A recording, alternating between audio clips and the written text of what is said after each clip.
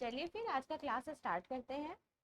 कल का एमसीक्यू कर रहे थे, उसका और क्वेश्चन बचा हुआ है हमारा, उसको देखते हैं हम आज। और क्या नया नया क्वेश्चन है। मैं पढ़ती हूँ, आप भी पढ़िए।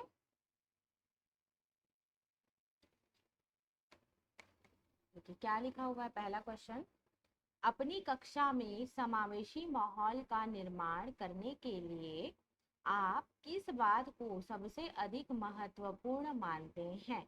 अब यहाँ पे एक वर्ड आ रहा है समावेशी, है ना। अब समावेशी का मतलब क्या होता है यहाँ पे हम जानते हैं। जैसा कि हम सब बीएड में भी पढ़े हुए हैं समावेशी का मतलब, लेकिन फिर भी मैं एक बार बता देती हूँ। समावेशी का मतलब ये होता है कि हर प्रकार के जो बच्चे हैं, है ना, जो ज़्यादा होशियार है वो, जो कम होशियार है वो, जो फिजिकली थोड़े से मतलब होता है ना कि कोई अच्छे से देख नहीं पा रहा है, कोई अच्छे से लिख नहीं पा रहा है ना, जो स्पेशल चाइल्ड बोलते हैं जिसको हम लोग, है ना। तो उन लोग तो हर प्रकार के बच्चों को एक साथ जब शिक्षा दिया जाता है, एक साथ एक ही कक्षा में बैठ के पढ़ाया जाता है, तो उसको क्या बोला जाता है, समावेशी, है ना। तो यहाँ पे समावेशी माहौल देने का मतलब क्या है, सबको एक बराबर से ही यहाँ पे क्या करना, ट्रीट करना, है ना। तो यहाँ पे देखते हैं तो कौन सा बात को सबसे अधिक महत्वपूर्ण मानते हैं। यहाँ पे हमारा ऑप्शन है, पहला ऑप्शन है विभिन्न प्रकार के दृश्य श्रव्य संसाधनों का सदैव अनिवार्य प्रयोग। दूसरा ऑप्शन है स्वयं के बोलने की गति को बहुत धीमा रखना। तीसरा ऑप्शन है सभी बच्चों से सभी भाषिक प्रकारों को समान रूप से संपादित करवाना। चौथा ऑप्शन है विभिन्न प्रकार के दृश्य श्रव्य संसाधनों का आवश्यकता अनुसार उचित प्रयोग। तो यहाँ पे क्या लगता है आपको, कौन सा आंसर सबसे अच्छा है, कौन सा ऑप्शन जो है वो सबसे अच्छा आंसर हमारा हो सकता है इस क्वेश्चन के लिए। समान रूप से संपादित करवाना ऐसा बोला गया है ना। क्योंकि हमें यहाँ पे समावेशी दिया गया है, तो जरूरी नहीं है कि वहाँ पे सब बच्चे बोल पाए। क्या पता कोई स्पेशल चाइल्ड में एक एक प्रकार का ऐसा भी बच्चा हो जो बोलना न जानता हो, है ना। किसी को देखने में प्रॉब्लम है, किसी को सुनने में प्रॉब्लम है, किसी को बोलने में, किसी को लिखने में, किसी को चलने में, है ना। उसी को ही तो समावेशी बोलते हैं ना, समावेशी माहौल का निर्माण करने के लिए या बराबर माहौल बनाने के लिए, सबको एक बराबर मतलब हर किसी को हमको ध्यान देके पढ़ाने वाला, है ना।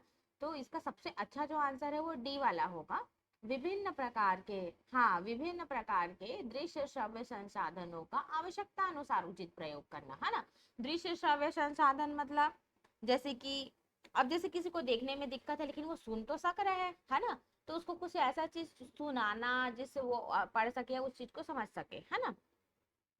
और जो अच्छे से देख सकता है लेकिन सुन नहीं पा रहा है, तो उसको हम देख के और एक्शन के थ्रू हम उसको समझाएंगे, है ना। मतलब आवश्यकता अनुसार उसका उचित प्रयोग करेंगे हम, है ना। तो ऐसा हम उसको समझ सकते हैं। तो इसका जो अच्छा आंसर है सबसे अच्छा, वो डी वाला होगा, विभिन्न प्रकार के दृश्य श्रव्य संसाधनों का आवश्यकता अनुसार। कक्षा का विद्यार्थी है, वह निबंध लिखने समय कुंजी या गाइड से रटी हुई भाषा का प्रयोग करता है। इसके कारणों में सबसे कमजोर कारण हो सकता है।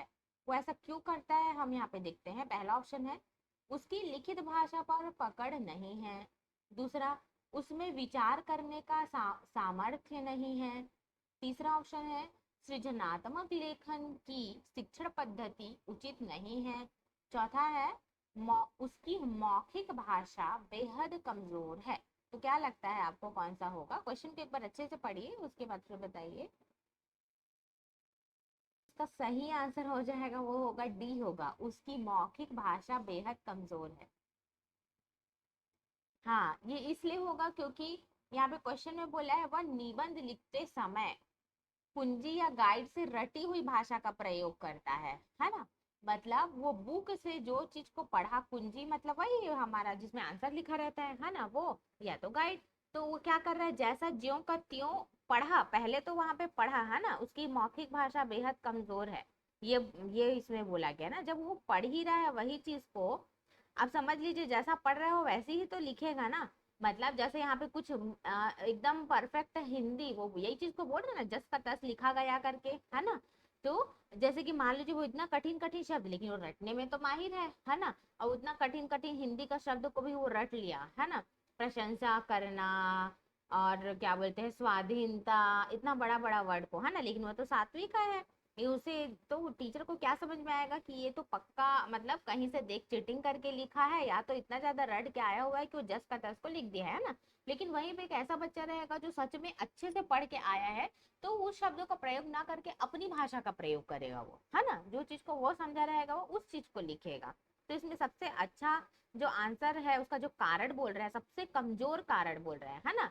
सबसे कमजोर कारण क्या हो सकता है, तो यहाँ पे क्या है, उसकी मौखिक भाषा बेहद कमजोर है, ये है ना। सबसे कमजोर कारण उसका क्या है, उसकी मौखिक भाषा बेहद कमजोर है। यहाँ पे देखिए, यहाँ पे सबसे कमजोर कारण ऐसे करके यहाँ पे है ना, कमजोर, तो यहाँ पे एक ही इस ऑप्शन में सिर्फ एक में ही बेहद कमजोर का यहाँ पे बात हुआ है, देखिए। उसकी मौखिक भाषा बेहद कमजोर है, और क्वेश्चन में भी क्या है, सबसे कमजोर कारण हो सकता है ना। तो थोड़ा हिंट वो दे ही दिया था कि यही इसका आंसर होगा, ऐसा टाइप का। लेकिन फिर भी हमको पूरा अच्छे से पढ़ना है ना, इसको भी पढ़ना और ऑप्शन को भी पढ़ के समझना है। यहाँ पे विचार वाला कब होगा, जब और क्वेश्चन इस टाइप का दिया ही नहीं है, जैसे इसमें डायरेक्ट बोल दिया है ना, कुंजी और गाइड से रटी हुई भाषा का प्रयोग, है ना। इसमें डायरेक्ट बोल दिया है। लेकिन दूसरे क्वेश्चन में और में ऐसे डायरेक्ट नहीं बोलेगा, इसके अलावा अगर और कुछ रहेगा तो विचार वाला ही सही है ना, क्योंकि वो क्या लिखने में क्या है, तो जब वो विचार करके अपने से लिखेगा तो वो सबसे बेस्ट चीज है ना। तो ऐसे हमको समझना है। उच्च प्राथमिक स्तर पर हिंदी भाषा शिक्षण का एक सर्वाधिक महत्वपूर्ण उद्देश्य है। यहाँ पे देखते हैं क्या है उद्देश्य। पहला ऑप्शन है बच्चों में कहानियों को शब्दशः दोहराने की क्षमता का विकास करना।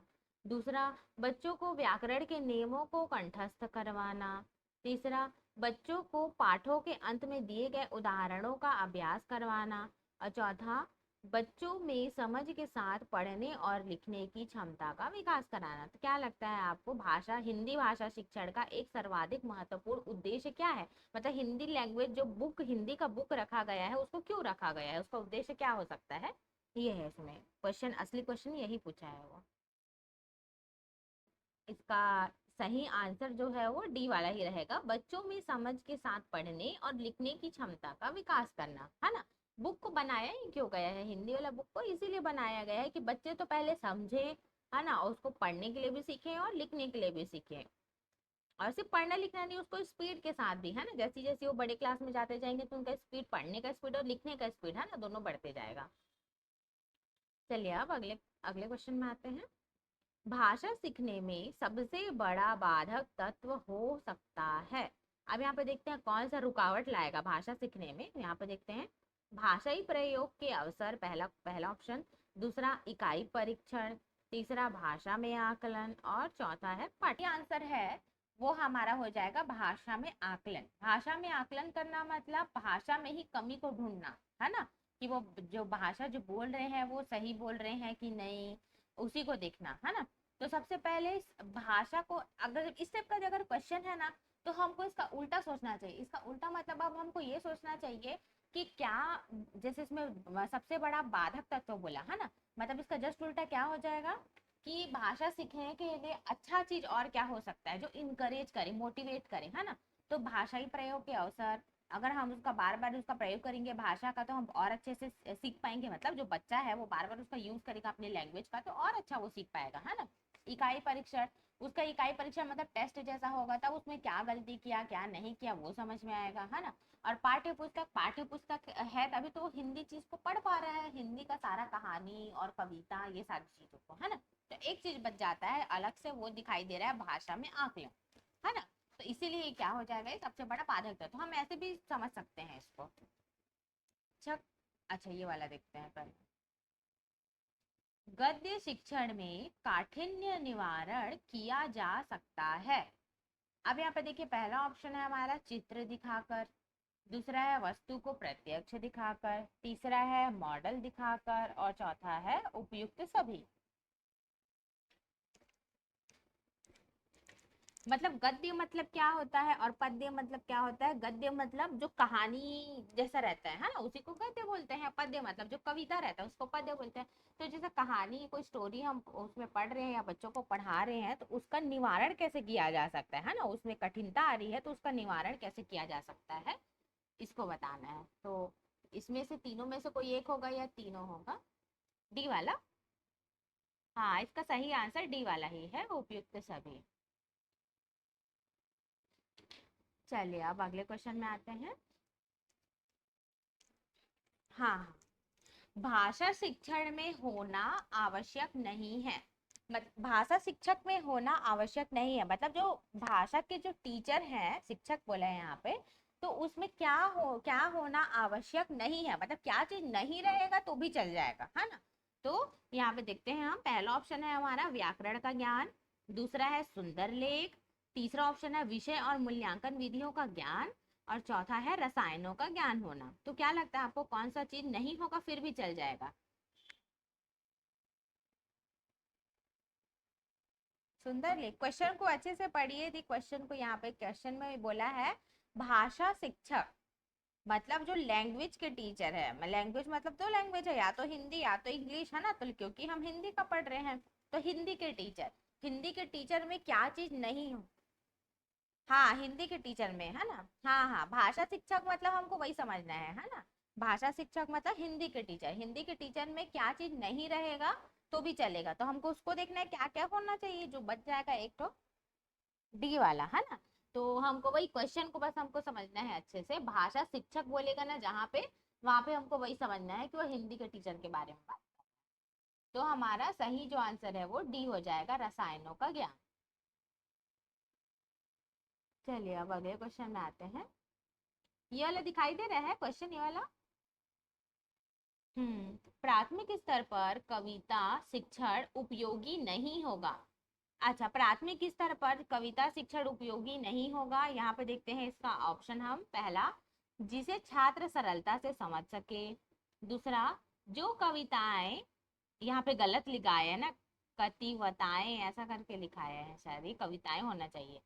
दूसरा ऑप्शन है जो कविताएं छात्रों की सृजनशीलता को बढ़ाने वाली हो, तीसरा जो कविताएं अंतर्राष्ट्रीय वादों से संबंधित हो, चौथा जिनमें नीति हास्य वीरता देशभक्ति जैसी भावनाएं निहित हो। अब आपको क्या लगता है कि कौन सा एकदम अलग दिख रहा है, इन सब में से एक ही तो है जो एकदम अलग से दिख रहा है, जो बच्चों से कोई रिलेटेड नहीं है ना, अब वो भी प्राथमिक स्तर का बात कर रहा है, तो वो कौन सा उपयोगी नहीं होगा? सी ही होगा, जो कविताएं अंतरराष्ट्रीय वादों से संबंधित हो, है ना। अब वो प्राइमरी लेवल का बच्चा है, अब वो क्या करेगा उसको जान के, है ना, उसके बुक में ये अंतरराष्ट्रीय वादों से संबंधित है, उससे ज्यादा अच्छा तो जो और तीन ऑप्शन है वो है ना, उसको सरलता से समझा जा सके। बच्चों के लिए ऐसा ही हमेशा सिलेबस डिसाइड किया जाता है कि बच्चे उसको आसानी से समझे उसको, है ना। और सृजनशीलता मतलब उसमें क्रिएटिविटी होनी चाहिए, है ना, सृजनशीलता बढ़ाने वाली हो, मतलब उसको देख के बच्चे कुछ ना कुछ हमेशा सीखे। अब उसमें नीति हास्य वीरता देशभक्ति जैसी भावनाएं, हमेशा हम देखते हैं हिंदी के बुक में हमेशा इस टाइप का एक एक पेज इस टाइप का रहता ही है ना, कोई हंसी वाला रहेगा, कोई वीरता, कोई देशभक्ति वाला, चाहे कहानी हो चाहे कविता हो। तो ये हट के था, ये सी वाला है ना, इसलिए हमारा सही आंसर जो है वो ये वाला हो जाएगा। अब अगले क्वेश्चन में आते हैं। भाषा सीखने का सही क्रम है, ये देखिए मैं आपको बताई थी ना, भाषा सीखने सिखाने का सही क्रम क्या है। तो यहाँ पे देखते हैं, पहला ऑप्शन है हमारा बोलना, श्रवण करना, पढ़ना, लिखना। फिर दूसरा ऑप्शन है श्रवण करना, बोलना, पढ़ना, लिखना। तीसरा ऑप्शन है बोलना, पढ़ना, श्रवण करना, लिखना। चौथा ऑप्शन है श्रवण करना, पढ़ना, बोलना और लिखना। तो क्या है इसमें से? आपको उस दिन बताई थी इसका शॉर्ट वाला, अब फिर फॉर्म बताई थी कि कैसे हम उसको याद रख सकते हैं। हाँ LSRW, है ना, ये सबसे अच्छा तरीका है याद करने का। L मीन्स लिसनिंग सुनना, S मीन्स स्पीकिंग बोलना, R मीन्स रीडिंग मतलब पढ़ना, और W मीन्स राइटिंग मतलब लिखना, है ना। तो यही सही क्रम है भाषा सिखाने का। तो इस टाइप का क्वेश्चन भी आ जाता है एग्जाम में। अब अगले क्वेश्चन में आते हैं।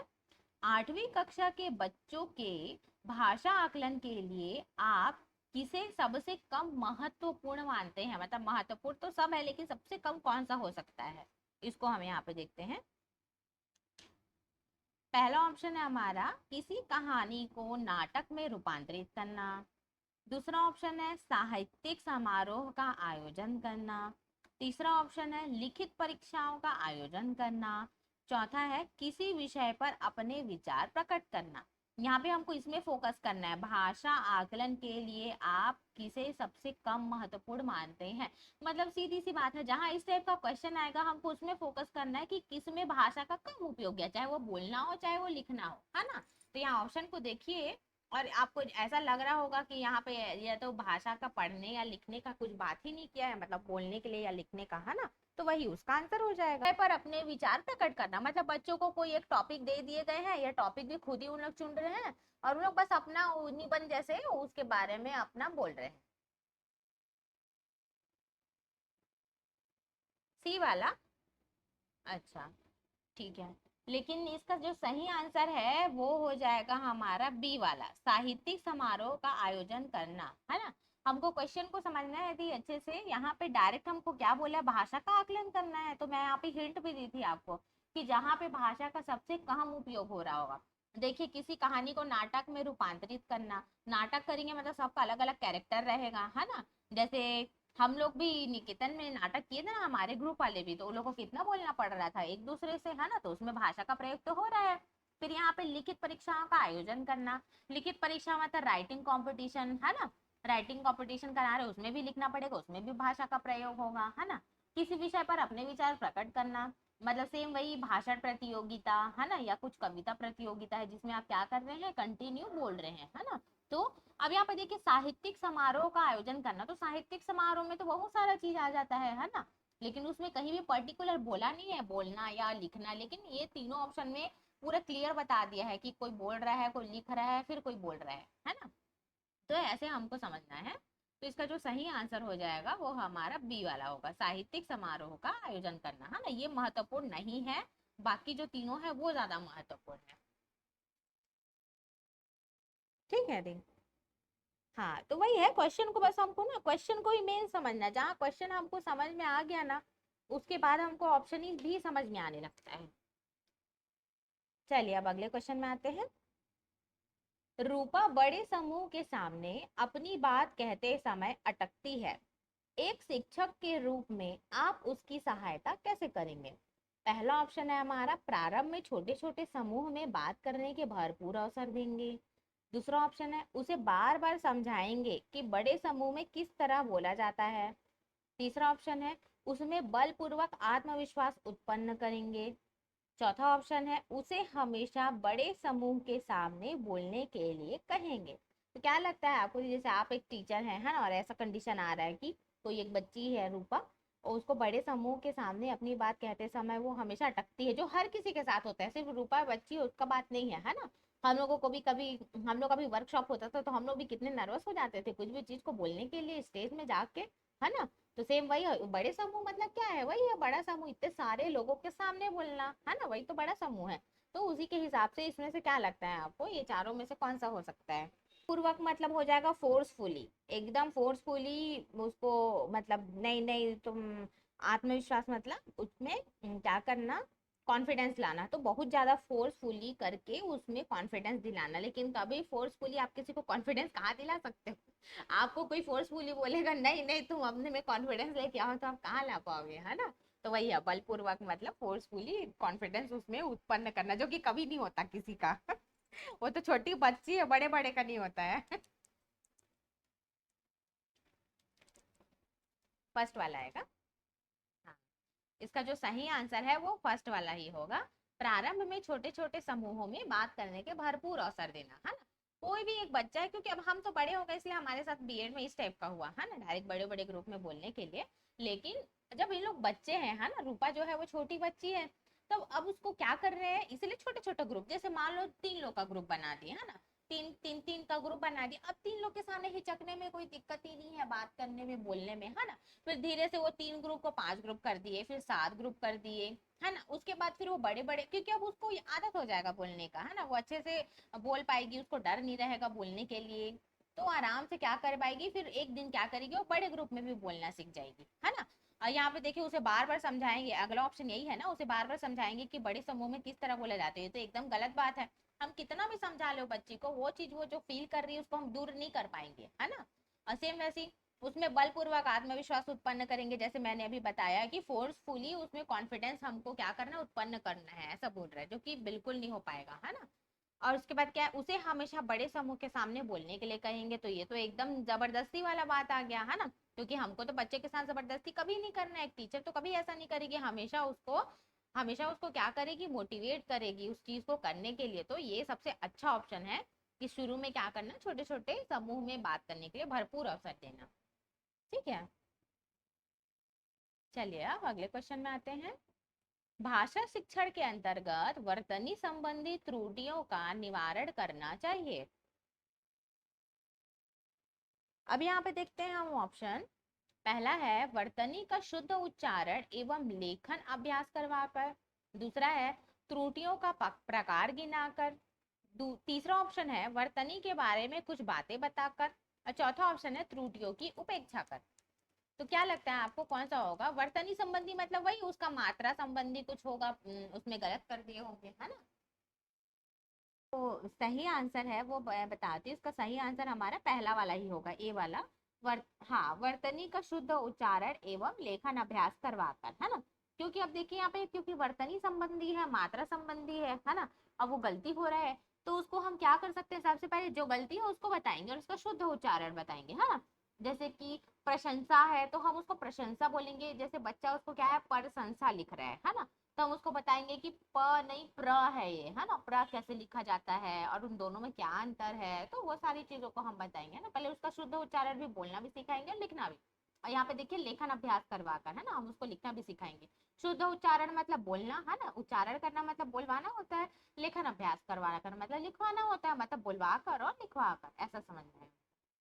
हाँ, अब बाकी ऑप्शन को देखेंगे तो उसमें भी गलती है सब ऑप्शन। जैसे त्रुटियों का प्रकार गिनाकर, अब हम क्या करेंगे त्रुटियों का प्रकार गिनवाकर, है ना, कि यार इतने प्रकार के त्रुटि होते हैं, उसमें ये होता है ना। बच्चा क्या करेगा जान के। और उसके बाद वर्तनी के बारे में कुछ बातें बताकर, अब वर्तनी के बारे में बातें बताकर क्या करेंगे, एक्चुअल में उसका जो मेन प्रॉब्लम है उसको हमको सॉल्व करना है ना। अब उसके बाद त्रुटियों की उपेक्षा कर कर, उपेक्षा कर कर मतलब उसका उसको बच्चे को बार बार बोलना कि अरे देखो तुम गलत लिखे हो, तुमको नहीं आता क्या ये लिखना, ऐसा वैसा, मतलब थोड़ा सा उसको डांटना या मजाक उड़ाना, है ना, उपेक्षा करना मतलब। तो ऐसा ये तीनों प्रकार गलत है, देखेंगे एक हिसाब से तो ये तीनों जो ऑप्शन है वो, है ना। सबसे अच्छा ऑप्शन हमारा ए वाला ही है, तो वर्तनी का शुद्ध उच्चारण एवं लेखन संबंधी अभ्यास कराकर। अब यहाँ पे हम एक और क्वेश्चन बचा है उसमें जाते हैं। उच्च प्राथमिक स्तर पर भाषा सीखने सिखाने की प्रक्रिया में डैश की उपेक्षा बिल्कुल नहीं की जा सकती। क्या का उपेक्षा नहीं किया जा सकता? पहले यहाँ पे है शिक्षक के शास्त्रीय ज्ञान। दूसरा, बच्चों की भाषिक पृष्ठभूमि। तीसरा, बच्चों की सामाजिक श्रेणी। और चौथा, बच्चों के पाठ्य पुस्तकीय ज्ञान। तो यहाँ पे क्या हो जाएगा, बी वाला। ठीक है, इसका सही आंसर जो है वो बी ही होगा, क्योंकि किसकी उपेक्षा हम बिल्कुल भी नहीं कर सकते, बच्चों की भाषिक पृष्ठभूमि की, है ना। मतलब बच्चे कैसे बोल रहे हैं, क्या कर रहे हैं, तो सबका अपना, उनका अपना अपना अलग भाषा है। मेन क्या है, आप जो बोल रहे हो उसको, उस चीज को वो समझ रहे हैं ना, वो पढ़ेंगे तो अपने मातृभाषा में ही। तो हमको सबसे जो अच्छा आंसर हमारा है वो बी वाला है। चलिए अब अगले क्वेश्चन में आते हैं। ये लास्ट क्वेश्चन है आज का, है ना, ये वाला। वर्णों के उस समूह को जिससे कोई निश्चित अर्थ निकलता हो कहा जाता है। इसमें पहले ही दे दिया है वैसे आंसर। इसको काटना भूल गई हूँ मैं। हाँ, तो फिर भी हम एक बार यहाँ देख लेते हैं, है ना। इसका जो सही आंसर है वो हो जाएगा शब्द। अब इसका मतलब मैं समझा देती हूँ आपको। अब यहाँ पे देखिए वर्णों के उस समूह को, वर्ण किसको बोलते हैं आपको पता है? वर्ण किस, वर्णमाला रहता है ना, अनार का, आम का, कबूतर का, खरगोश का, गमले का, यही तो वर्ण है। एकदम सही बोले आप, है ना। तो वर्ण मतलब क्या होता है, जो अनार आम पढ़ते हैं, का कबूतर का, खा खरगोश का, ग गमले का पढ़ते हैं, तो यही वर्ण है ना। अब वही वर्ण को जोड़ जोड़ के क्या बनता है, शब्द बनता है, मतलब वर्णों का समूह बनता है ना। वर्ण के उस समूह को, जैसे कि इसी को देख लीजिए, उस, ये दोनों वर्ण है ना। समूह, समूह ये भी तो वर्ण है ना। वर्ण पूरा तीन, दो वर्ण मिलके एक शब्द बनाया, तीन वर्ण मिलके एक शब्द बनाया, और ये पूरा लाइन को क्या कहते हैं हम, ये पूरे लाइन को हम वाक्य कहते हैं, है ना। सेंटेंस बोलते हैं जिसको इंग्लिश में। तो वही तो पूछ रहा है, वर्णों के उस समूह को, मतलब वर्ण का ग्रुप जो है, वो ग्रुप मतलब किसको बोलते हैं, वो दो का ग्रुप भी हो सकता है, तीन का ग्रुप भी, फिर आगे कितना का भी ग्रुप हो सकता है ना, जिससे कोई निश्चित अर्थ निकलता हो उसे कहा जाता है। जैसे मैं क, ख ऐसे बस बोल दूंगी तो क्या जानोगे, क मतलब ये क्या का बोल रही, समझ ही नहीं आ रहा है कुछ, है ना। लेकिन मैं ये बोलूंगी कि आप खाना खा लिए, लेकिन आप उसको आप समझोगे, है ना। जैसे एक शब्द मैं बोलूंगी खाना, तो आप समझ गए ये खाने से रिलेटेड बात कर रही है। मैं एक शब्द बोलूंगी देखना, मतलब आप समझ गए ये देखने से रिलेटेड बात कर रही है ना। तो कोई भी एक शब्द, तो वर्णों के समूह को जिससे कोई निश्चित अर्थ निकाला जा सकता है या निश्चित अर्थ निकाला हो, उसे क्या कहा जाता है, तो क्या कहते हैं, शब्द कहते हैं, है ना। हाँ, तो ऐसे हम उसको अच्छे से समझ सकते हैं। देखिए ना, कभी कभी इतना सरल रहता है क्वेश्चन, लेकिन उसके बाद भी हम लोग का दिमाग घूम जाता है, और उस टाइम में तो और घूम जाता है एग्जाम के टाइम में। बताइए, उसको नर्सरी में पढ़ते थे हम लोग, शुरू से ही पढ़ रहे हैं, जब से पढ़ना शुरू करें तब से यही पढ़ रहे हैं। तो आज का क्लास फिर ओवर करते हैं यही, है ना।